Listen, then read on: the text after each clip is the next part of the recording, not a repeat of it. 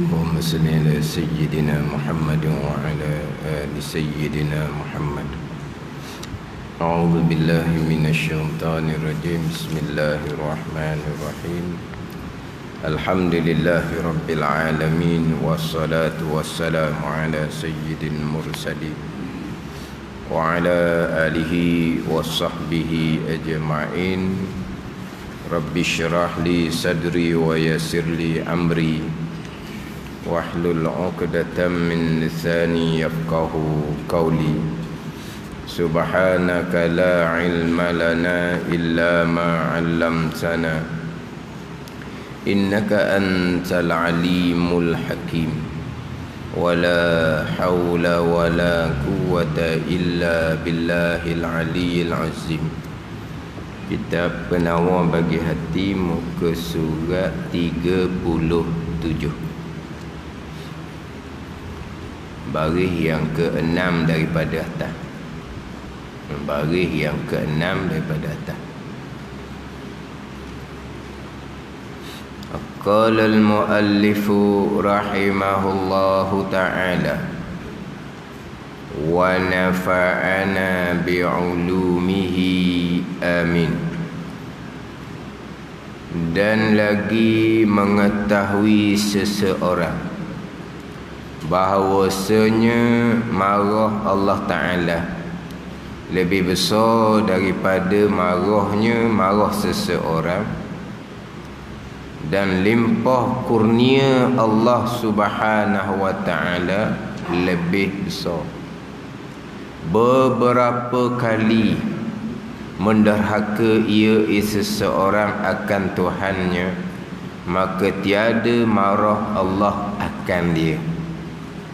Dan hendaklah engkau ingat akan bahawasanya engkau lebih wajib, lebih mesti mengikut perintah Tuhan, mengikut perintah Allah Subhanahu wa Ta'ala yang menyuruh menahan diri daripada marah, daripada yang engkau marahi itu mengikut perintah engkau.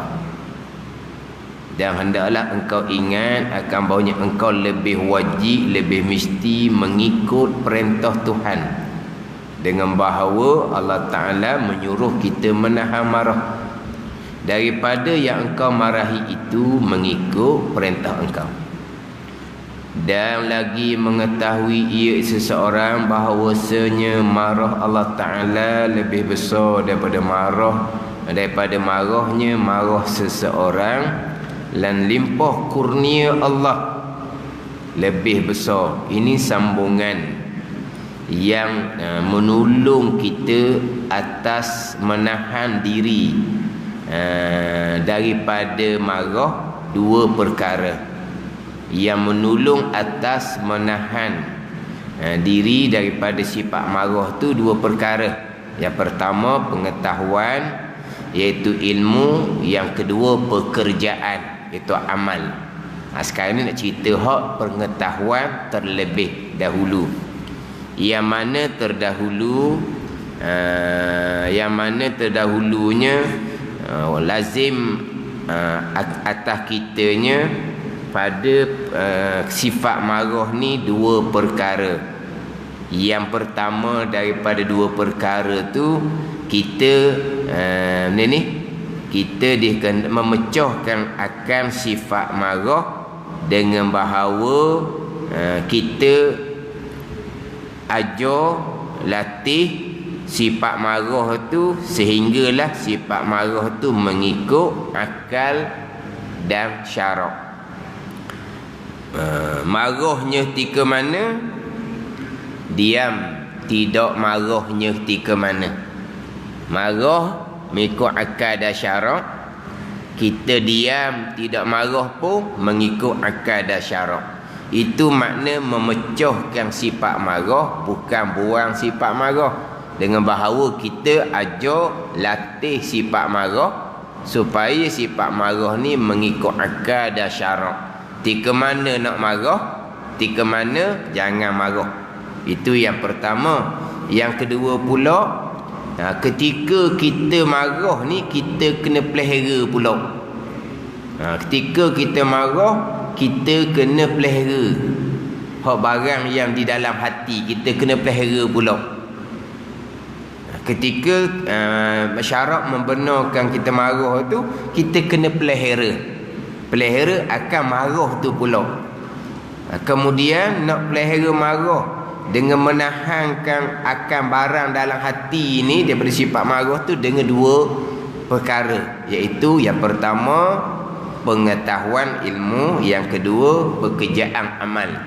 Pekerjaan di bawah tu contohnya bila kita marah, kita duduk. Bila kita marah, kita ambil air sembahyang, kita mandi. Itu pekerjaan yang menolong kita atas menahan sifat marah dalam hati tu. Tapi yang pertama ni ilmu pengetahuan. Mana ilmu pengetahuan? Mula-mulanya terdahulu bahawa mengetahui ia akan bahawasanya tiada ada sebab bagi marahnya, melainkan bahawa engkar ia akan berlaku sesuatu atas kehendak Allah, tiada atas kehendaknya. Dan ini engkar akan yang berlaku tu kehendak Allah, atas kehendak Allah, bukan kehendak dirinya, sehabis-habis jahil. Jadi yang pertamanya, kalau kita marah ni tak ada sebab bagi marah, melainkan kalau marah juga kita engkar akan berlaku sesuatu tu atas kehendak Allah, tak ikut kehendak kita. Kehendak kitanya hak kita sukalah. Tiba-tiba berlaku perkara yang kita tak suka, maka kita marahlah, sebab perkara yang berlaku tu tidak atas kehendak diri kita, tapi yang berlaku tu kehendak Allah. Bila kita marah, berarti kita engkar sesuatu yang berlaku atas kehendak Allah Subhanahu wa ta'ala, tu timbul marah. Pandai ni. Tapi kalau kita tidak engkar, kita reda akan kehendak Allah, tak timbullah marahnya. Tapi di sini ni kita kena letak molek. Kena letak molek. Kalau kita salah faham sini, kalaulah kita marah atas perbuatan tak baik orang kepada kita, berarti engkau telah engkar akan kehendak Allah. Bukan maksud gitu. Kita letak molek ni. Hak ni dari sudut kehendak Allah. Faham tak? Kalau kita marah, berarti kita engkar akan kehendak Allah. Maknanya kita tidak reda akan kehendak Allah. Ni dari sudut kehendak Allah ni. Dari sudut seseorang buat perkara yang tak baik ke atas kita, datang daripada pilihan dan perbuatan usaha dia, tu kita tak boleh nak terima tu, sebab itu benda salah. Sekarang ni dari sudut kehendak, perkara yang berlaku tu bukan kehendak Allah. Kehendak Allah. Bila kita marah, berarti kita engkar tak terima kehendak Allah. Jadi yang berlaku tu kehendak kita tak ambuh seumpama tu, tapi berlaku. Tapi berlaku kehendak, bukan kehendak Allah. Kehendak Allah. Kalau kehendak Allah, tak ada sebab kita nak marah, melainkan kalau kita nak engkar kehendak Allah. Engkar kehendak Allah ni, ada sudut kehendak Allah. Ni kena perhati molek ni.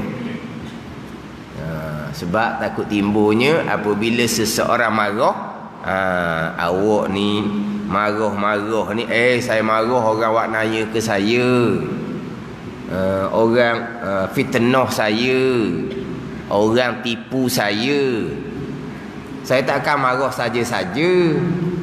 Ni fitnah, tipu, marah lah. Fitnah, tipu tu bukan kehendak Allah.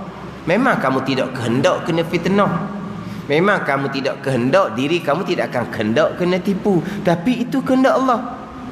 Kalau marah, berarti kamu engkar kehendak Allah. Ni kita kena ingat molek ni. Hak ni bahagian kita untuk menahan diri kita daripada marah. Kena ingat yang berlaku tu kehendak Allah. Kita kena kawal hati kita. Tetapi dari sudut perkara yang berlaku tu, pilihan dan perbuatan seseorang mengfitnah, menipu, tu tak boleh nak sandar ke Tuhan tu. Ni kita ni nak menahan diri kita daripada marah ni. Nak tahannya kat mana? Ilmu. Barang yang berlaku tu kehendak Allah. Terimalah, jangan ingkar, redha, jangan marah. Dari sudut tu.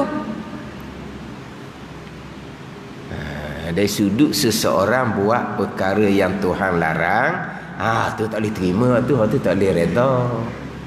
Tu kita kena beri peringatan. Kita kena marah. Apa kamu ni buat kerja seumpama tu Tuhan larang.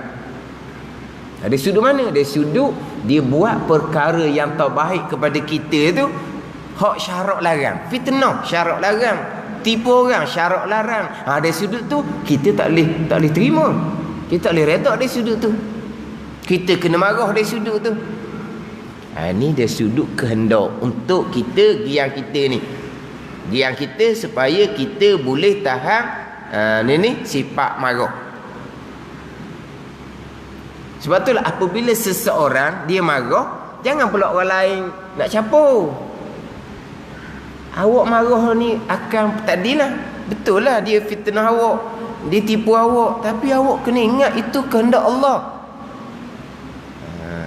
Kehendak Allah kita dok kawasan ni dah. Kita tak marah dah, kita redha dari sudut kehendak Allah. Yang dok marah tu dia buat benda yang Tuhan larang. Sebab kita kena ada dua sudut di sini.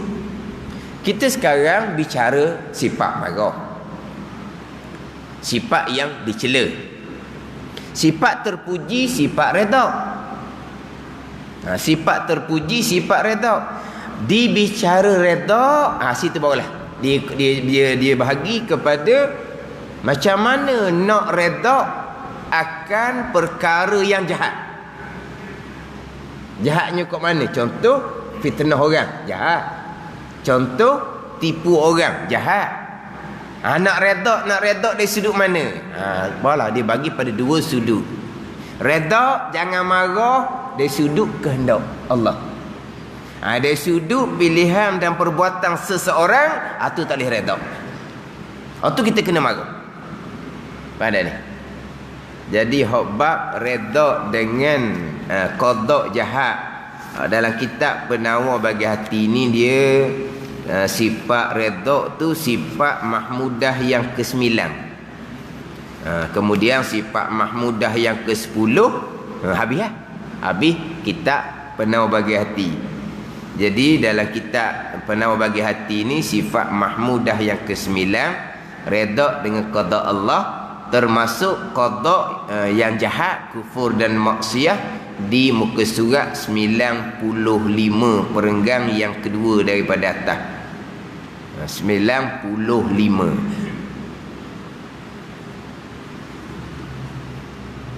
Kita ambil sikit 95 tu, perenggang yang kedua daripada atas. Kalau kira baris yang ke-8. Maka jika engkau bertanya, betapa aku himpun. Kena himpun ni, dua-dua kena ada ni. Antara redha dengan qada Allah, terimalah qada Allah. Dan benci, benci ni tak terima, kena marah. Akan kufur dan maksiat, dan padahal keduanya itu dengan qada Allah juga. Sekarang sifat mahmudah, redha dengan qada Allah. Qada Allah ni termasuk kufur dan maksiat, itu qada Allah. Jadi redha akan kufur dan maksiat sifat mahmudah. Benci akan kufur dan maksiat itu disuruh oleh syarak. Dua-dua ni kena ada belaka ni. Jadi redha, terima, jangan benci, jangan marah dari sudut mana? Dari sudut kehendak Allah. Benci, marah dari sudut mana? Dari sudut pilihan dan perbuatan seseorang melakukan perkara jahat, kufur dan maksiat. Ni Hanya Ustaz 95. Yang ni kena letak molek ni. Sebab kita wajib redha dengan qada Allah, termasuk qada jahat, kufur, maksiat, wajib. Dari sudut mana kena letak molek? Sebab kalau kita redha kepada qada Allah, qada yang jahat, kufur dan maksiat, dari sudut pilihan dan perbuatan seseorang, ar-redha bil maksiati maksiatun, ar-redha bil kufri kufrun waliyazabillah. Redha dengan maksiat, dosa samalah kitanya. Redha dengan kekufuran, waliyazabillah, habislah kita kufur. Tu dari sudut mana tu? Dari sudut pilihan dan perbuatan seseorang yang melakukan perkara jahat. Ada dia. Dia kata kita kena letak molek. Hak kita bicara, jangan marah. Kalau marah ni bererti kita engkar, kita tak terima lah. Apa di sini? Kehendak Allah tu. Jadi kita kena ingat orang ni lah. Ingat bahawa orang fitnah kita, orang tipu kita, orang naya kita, nak kawal marah macam mana? Kesemua tu adalah kehendak Allah Subhanahu wa ta'ala. Kehendak Allah, ada hikmah dia belaka. Allah kehendakkan kita kena perkara seumpama tu, kemungkinan kerana kita ni banyak lalai, banyak lupa akan Allah Subhanahu wa ta'ala. Jadi seseorang yang melakukan perkara yang tak baik pada kita tu, hakikinya itu datang daripada Allah. Tapi kita jangan lupa pula dari sudut syariat kita itiak usaha seseorang. Ni kalau salah letak ni jauh lagi. Salah letak jauh lagi. Kita nak cerita di sini yang menolong diri kita. Ketika kita nak memelihara marah, ketika bergerak-gerak marah, dengan bahawa kita nak tahan akan barang hati dan sifat marah ni, macam mana kita nak tahan ni? Kita jangan lupalah, yang berlaku perkara yang tak baik itu kehendak Allah Subhanahu wa ta'ala. Kalau kita nak marah, maknanya kita nak engkar, nak tolak kehendak Allah. Nak tolak kok mana? Kehendak Allah pasti berlaku. Tu sehabis-habis jahil, kena terimalah sebab berlaku, mesti berlaku. Tak ada orang yang boleh tolak kehendak Allah Subhanahu wa ta'ala. Tak ada orang boleh tolak kehendak Allah. Ada? Wala radda lima qadaita. Kita baca kan? Wala radda lima qadait. Tak ada orang boleh nak tolak kehendak Allah Subhanahu wa ta'ala. Kalau Allah menghendaki berlaku perkara tak baik kepada kita, nak awak apa lagi? Terimalah, jangan engkar kehendak Allah. Nak engkar juga sehabis-habis jahil. Kehendak. Tetapi seseorang yang melakukan perkara tak baik atas diri kita, pilihan dan perbuatan dia. Dari sudut tu kita kena marahlah. Kita kena beri nasihat. Kita kena bertindak dari sudut pilihan dan perbuatan dia. Jadi kalau faham sini, dari sudut ni kita kawal marah. Dari sudut ni kan kita nak marah ke tak marah ke biar syarak. Ni nak latih yang terdahulu ni kan. Bergerak-gerak sifat marah, dengan pertunjuk akal dan syarak. Diam sifat marah dengan pertunjuk akal dan syarak. Ada.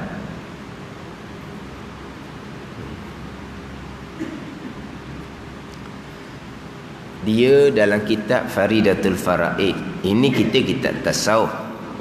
Dalam kitab Faridatul Faraid, ketika bicara berkaitan dengan qada jahat, di bawah sifat yang ke-8, sifat iradah. Sebab dalam kitab Faridatul Faraid, pembicaraan di bawah sifat iradah tu panjang. Panjang pembicaraan bawah sifat iradah. Di antaranya hak panjang bicara berkaitan dengan kehendak jahat, qada jahat. Qada jahat.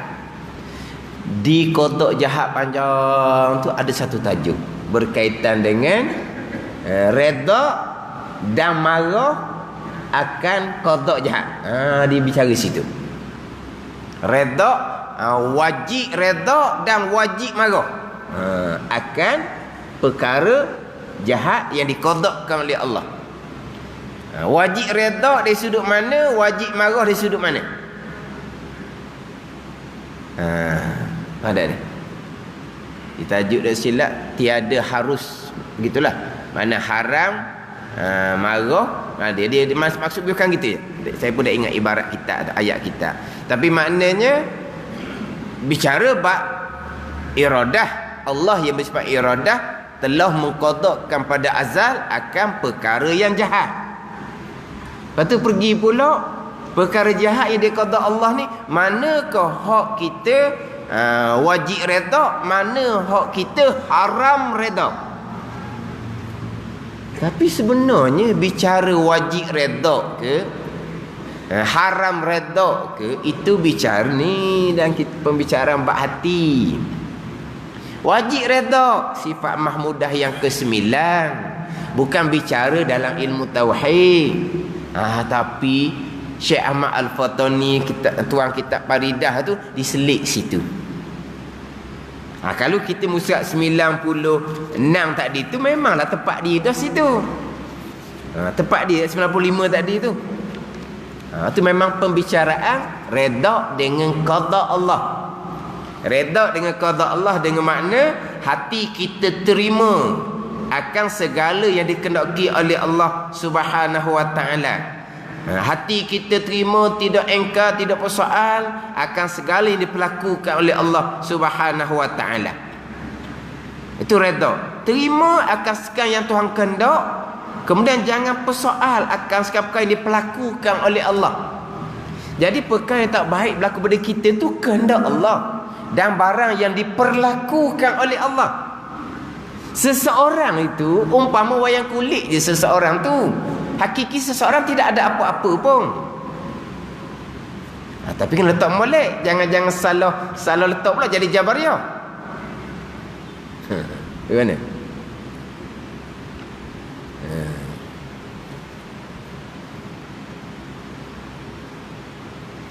Kita nak jaga ni bab akidah satu, hak ni cerita bab ketaatan batin satu. Tapi bab akidah kejap dah. Sekarang ni hak bab akidah tu pun tak lepas ni beberapa kelas ni saya ada sentuh berkaitan dengan bab qada jahat. Bab qada jahat saya ada sentuh beberapa kelas. Sebab orang hak mengaji ni apabila duduk di rumah masa PKP, dia ada peluang masa yang panjang dengan anak menantu, dibicara bab qada Allah Subhanahu wa taala, rukun iman yang ke-6.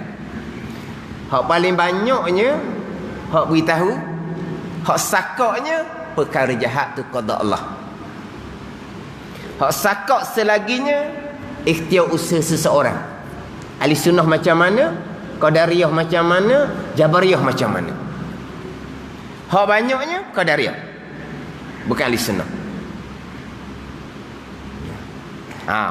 Satu laginya bab qada jahat.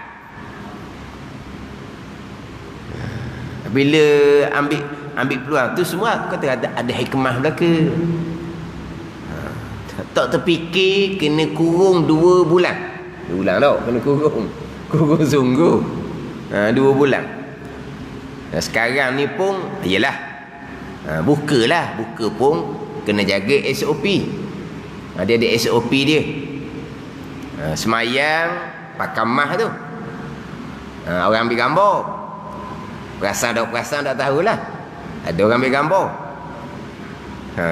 Mana kira? Tak perasan lah sebab kita semayang dah. Orang dia ambil gambar.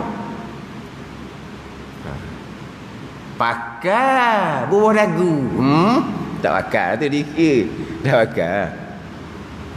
Saya ni duduk mengajar masa ni nak pakai lah. Nak pakai warna. Pakai pula ada cermin mata pula. Pada cermin mata ni pakai naik tu je naik. Itulah kita bernafas tu naik. Apa orang kata? Wap. Tak nak baca kitab lah. Dan kita tengok pun orang duk cakap-cakap dalam TV tu kiri kanan je pakai mah, waktu kau cakap dia buka sekejap. Lepas tu dia pun pakai, maknanya masa cakap tu boleh lah. Ke masa mengajar nak pakai juga. Rasanya dok rasanya. Kita jagalah SOP. Tapi maknanya Tuhan kurung 2 bulan. Ada hikmah dia. Boleh bicara bab pegangan. Tapi yalah, orang ni kadang-kadang dia royak-royak ni bukan warna sebenarnya. Jadi macam kejut terkilang. Anak menantu berjuh-juh belaka. Dunia tinggi-tinggi belaka lah. Makna dari segi zahir agama ni semayang bang belaka lah. Pada ni semayang bang belaka, aurah tutup comel belaka. Makna semayang bang jaga. Tiba-tiba bila tanya bab pegangan tak lepas. Mana? Bab qada jahat. Bab qada jahat.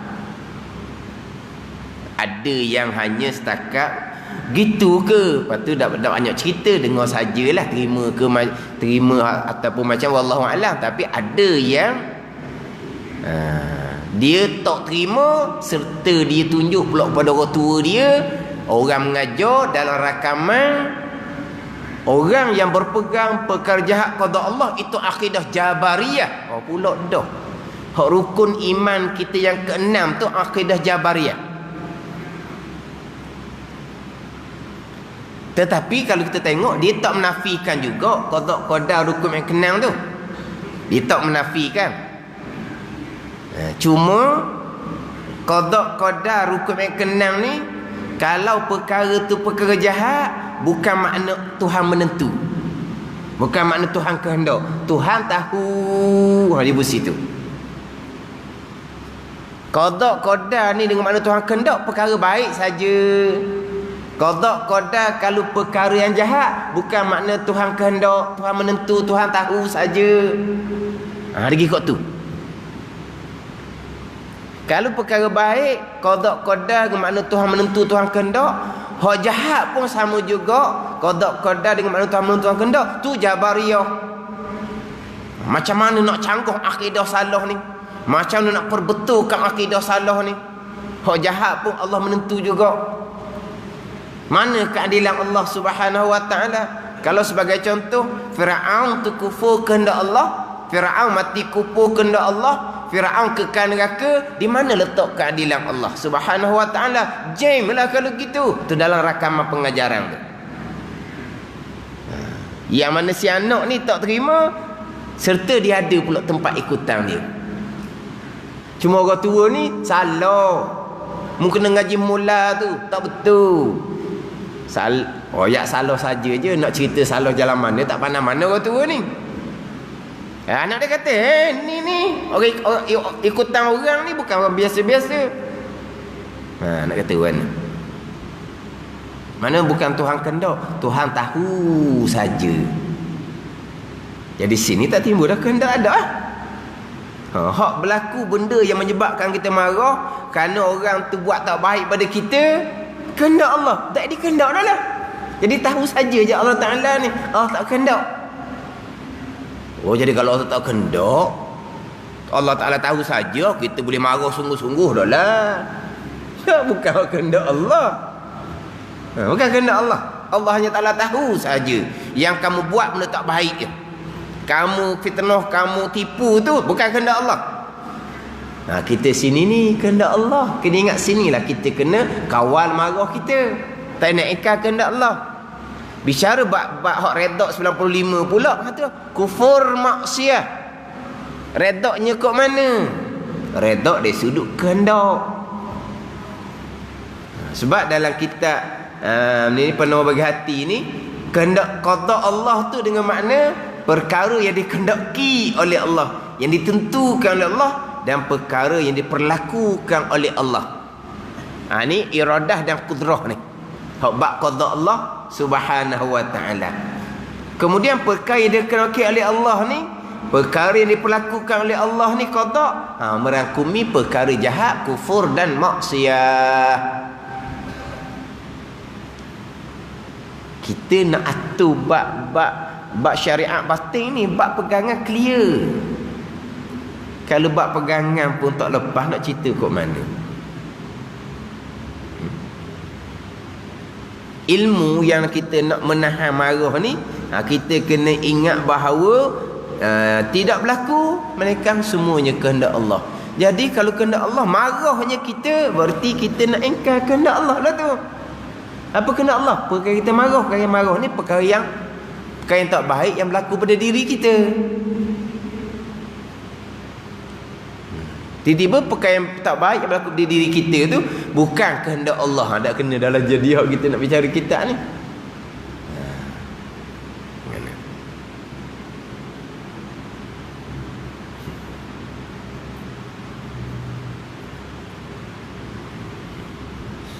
Kemudian tak apalah, kita situ alhamdulillah kita buat pegangan.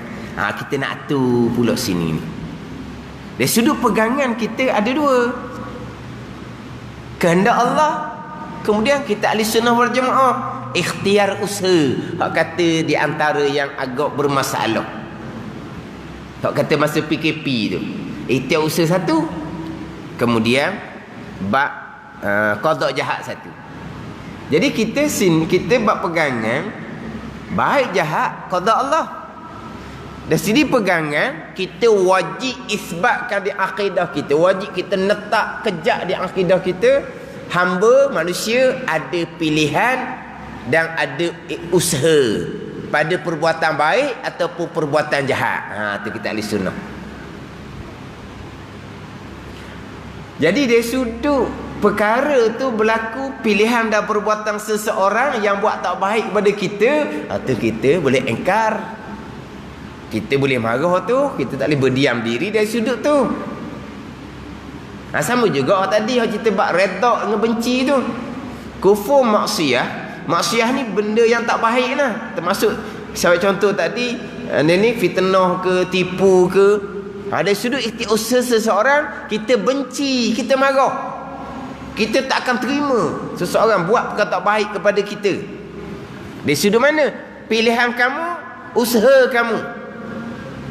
Kita ahli sunnah wal jamaah, kita wajib isbatkan di akidah hamba ada pilihan dan hamba ada perbuatan. Tapi pilihan dan perbuatan hakikinya qada juga.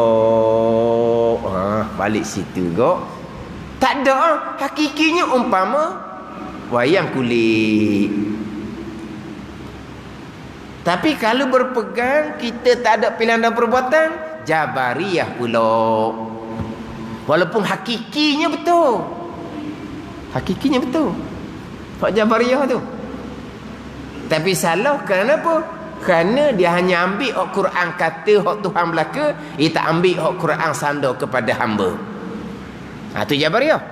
Hakikinya betul lah. Tak ada. Semua Tuhan belaka. Ada ni. Umpama wayang kulit je kita. Tapi umpama wayang kulit kita ni, kita kena beringat pula. Jangan pula jadi buat slogan. Buat slogan ni, hamba sekadar wayang kulit, hamba sekadar wayang kulit. Tak jaga molek boleh terundur jadi Jabariyah. Memang hakikinya hamba sekadar wayang kulit. Kamu belum naik makam hakiki. Jangan jadikan itu slogan kamu. Sebab slogan kita slogan syariah. Kena jaga bab syariah. Hakikinya betul lah. Kita ni sekadar umpama wayang kulit yang digerakkan oleh tok dalam yang gerakkan. Kulit tu tak ada apa-apa tu, tok dalam yang gerakkan. Tok dalam ni siapa? Allah Ta'ala. Itu hakiki dia. Tapi kok mana pun, iyyaka na'budu wa iyyaka nasta'in. Akan dikau Tuhan kata, ni kami yang sembah. Akan dikau kami yang minta pertolongan. Kami. Tuhan kata kami. Tuhan sandarkan kita yang sembah. Dan Tuhan kata gitu, kita pun berpegang, kami ada pilihan, kami ada perbuatan. Tapi pilihan dan perbuatan kami tetap duduk di bawah alhamdulillahirabbil alamin. Allah Rabb, Allah Tuhan. Hak dia belaka. Ada situ. Tapi kena jaga dua-dua ni lah. Tidak berpegang hamba ada pilihan dan perbuatan, Jabariyah. Berpegang hamba ada pilihan dan perbuatan, hak hamba sendiri. Tu Qadariyah. Ni. Kemas itu baru mudah kita bicara hak bab sifat mahmudah ni. Bab sifat redha, kita nak cerita bab sifat ghadab, sifat marah, sifat mazmumah ni kena kemas situ. Jangan marah dari sudut yang berlaku tu kehendak Allah. Jadi seolah-olah kita engkar akan kehendak Allah. Tapi yang syarak benarkan suruh kita marah, kita kena benci itu dari sudut perkara yang tak baik tu, ikhtiar usaha seseorang hamba. Walaupun hakikinya ikhtiar usaha tu pun qada dan qadar Allah Subhanahu wa taala.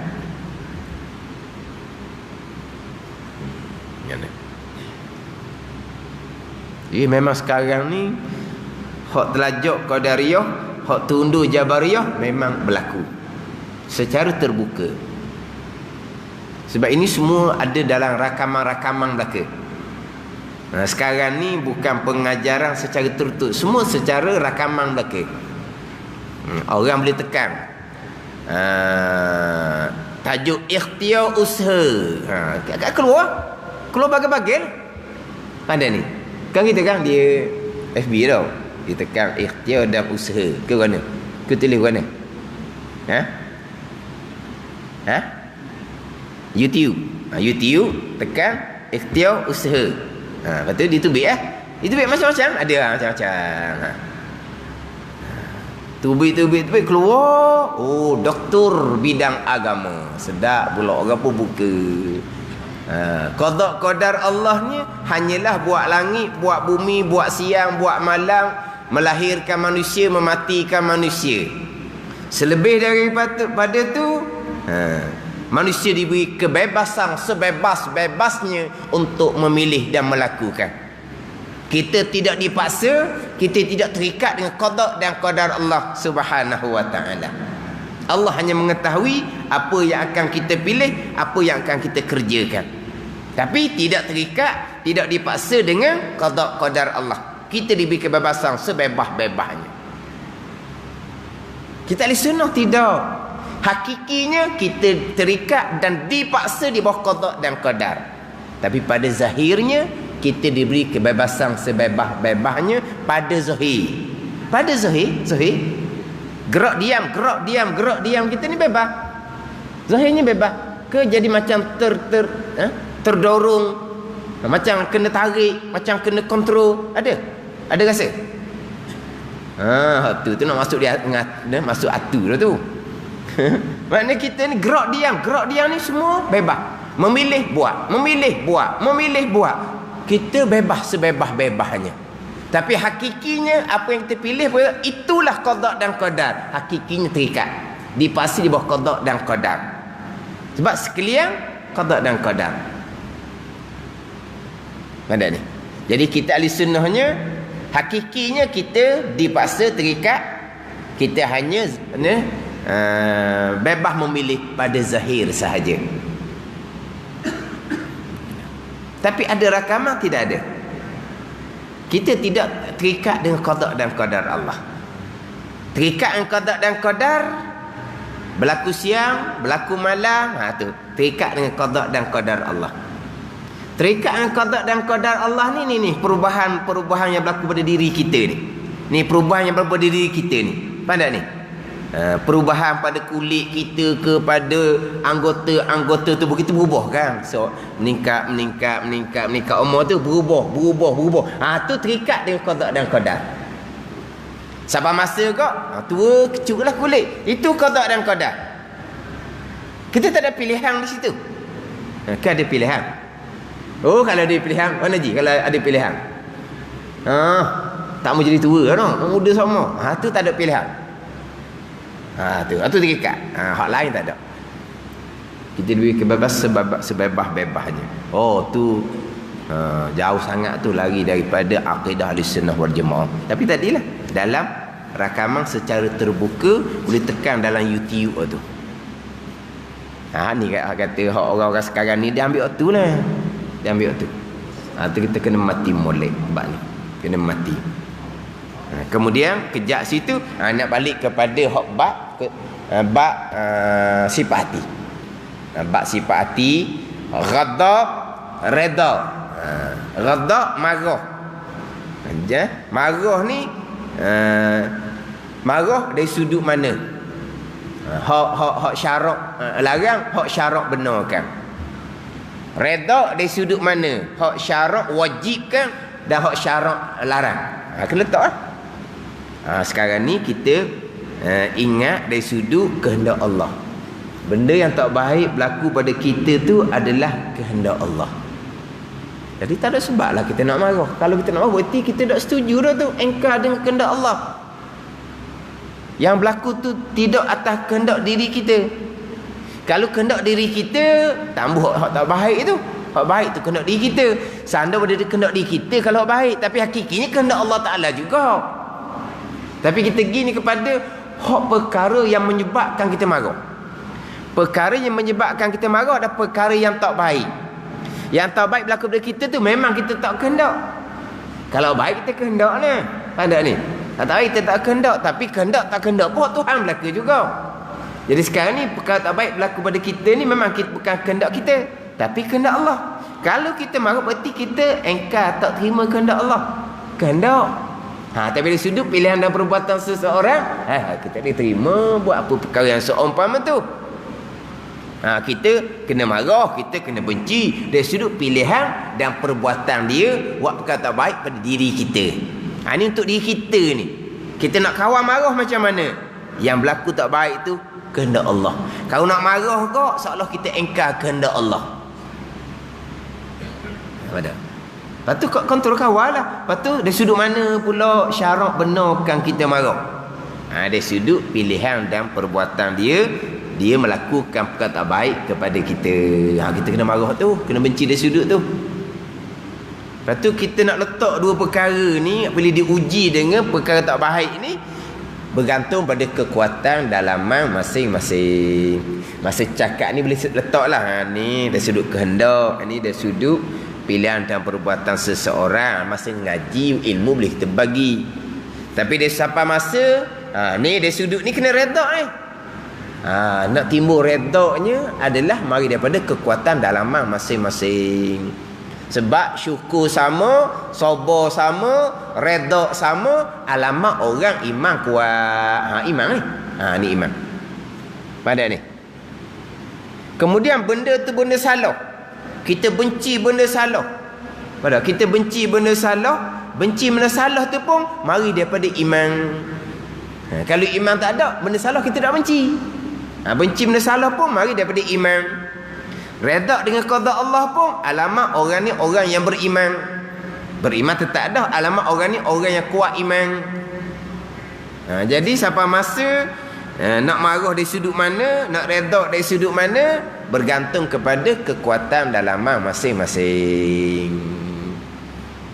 Kalau dalaman tu kuat, maka marah tu akan mengikut akal dan syarak. Kalau dalaman tak kuat, marah tu tidak akan mengikut akal dan syarak, ikut nafsu semata-mata. Tu hak ilmu pengetahuan. Kena mengetahui bahawa tiada ada sebab bagi marah melainkan bahawa engkau ia akan berlaku sesuatu atas kehendak Allah. Ni hak minggu lepas. Ni tambah pula dan lagi mengetahui ia bahawasanya marah Allah Ta'ala lebih besar daripada marahnya. Kalau kita marah Allah lebih besar daripada marah kita. Dan limpah kurnia Allah lebih besar, tapi Allah tak marah. Allah kurniakan bagai-bagai. Allah kurniakan dengan kesihatan, Allah kurniakan dengan rezeki, dengan anak cucu, tu kurnia Allah Subhanahu Wa Taala. Beberapa kali mendahaka ia akan Tuhannya, maka tiada marah Allah Taala akan dia. Kalau kita dahaka kita dengan Tuhan banyaklah. Kalau nak kita marah Tuhan lebih besar daripada marah kita lagi tu. Tapi Tuhan tak marah. Tuhan beri peluang kepada kita bertaubat dengan Tuhan, bertaubat dengan Allah Subhanahu wa taala, dan hendaklah engkau ingat akan bahawasanya engkau lebih wajib, lebih mesti mengikut perintah Tuhan. Perintah Tuhan ni kita kena terimalah apa kehendak Allah. Perintah Tuhan ni kita kena tahanlah daripada sifat marah. Daripada yang engkau marahi itu mengikut perintah engkau. Jangan ada ikut kita lah, ikut hak Tuhan perintah macam mana. Hak Tuhan perintah kita kena terima, kena reda akan sekapa dia kendaki Allah. Kita terimalah akan segala perkara yang dikenaki oleh Allah Subhanahu wa taala. Jangan marahlah. Ada sudut kehendak Allah Subhanahu wa taala datang daripada perintah pekerjaan Allah Subhanahu wa taala. Itu ilmu pengetahuan, salah satu dua perkara yang menolong atas menahan akan sifat marah. Dan ada pun pekerjaan, maka bahasa berkata ia a'udzubillahi minasyaitonirrajim. Nak marah baca a'udzubillah, dan nak marah tak ada a'udzubillah dah. Lepas tu pula duduk, suruh duduk. Kalau kita berdiri duduk, kita duduk tengah-tengah duduk marah bangun selalu.